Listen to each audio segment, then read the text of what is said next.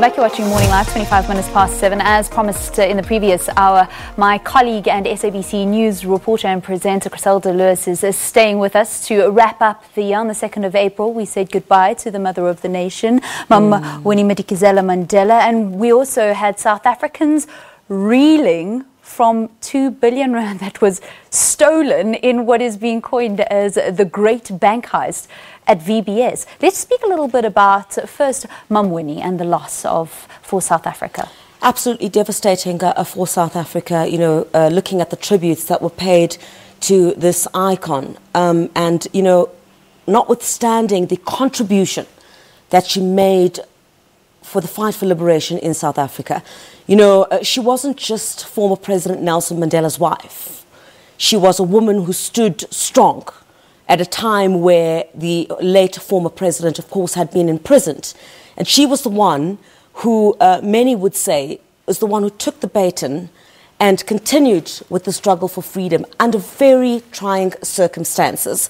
So her courage, her zest to see the freedom of her people, and the contribution that she made to the struggle is certainly something that we saw being spoken about very widely. I think it's one of the chapters in history which should never be forgotten.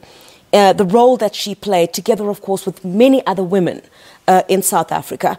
And I think, if you look at the likes or the values that the likes of Mama Winnie Madikizela Mandela espoused, it was clear in the run-up or during that mourning period in South Africa that the world spoke about a woman who cared very deeply for this country and cared about its future. She was banished. And, while many people speak about the contribution that she has made, I recall also every time tribute is being paid, especially in the centenary here of her late former husband, as well as, looking at the centenary of Mama Albertina Sisulu, one really has to look at the contribution of the likes of Mama Winnie Madikizela Mandela. And you cannot remove that from history, Valen, and the contribution that she had made.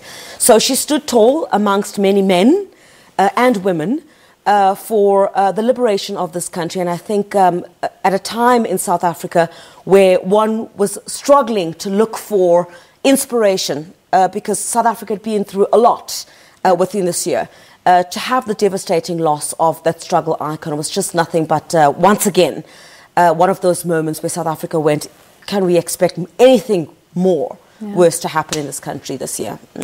And then we were all left shocked by 2 billion rand that just went missing somehow at VBS Bank. Look, it's not going to be enough. I think for now that we've seen the ANC fire about 14 mayors within the Northwest province as well as Limpopo. That's not going to be enough. What really needs to happen here is that there needs to be some prosecution in terms of someone being held responsible for what happened relating to VBS. I mean, to have monies taken from municipalities and illegally deposited into VBS, someone has to account. Someone has to go to jail. And I think many people always argue and say we're a country of commissions of inquiry into quite a number of things. How many commissions of inquiry have we seen relating quite to a number of issues that South Africa is facing? But the only way that the tone is going to be set, or perhaps a plug will be put on the extent of corruption that we're seeing in South Africa, is if someone goes to jail. The sort of what others would argue window dressing in terms of people being fired, losing their positions, is not enough.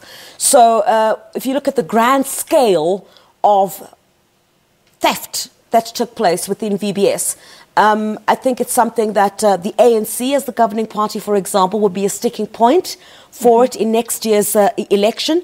And also if you look at the monies that were channeled, that were supposedly supposed to be for service delivery, and that did not go towards that. I mean, villages in the Limpopo province, in the days following this, the revelation of this big scandal, where you saw people who were meant to have clean drinking water in their areas, all of that money had been channeled into VBS and not meant to deal with the core issues of what government is supposed to do and provide services for its people, and in this case, basic services, a basic human right. And with so many people in South Africa living on the breadline or just below the breadline, when we're talking about corruption, we're actually talking about people's lives, and that is the seriousness of corruption. So, Chris, unfortunately, we don't have time to carry on talking.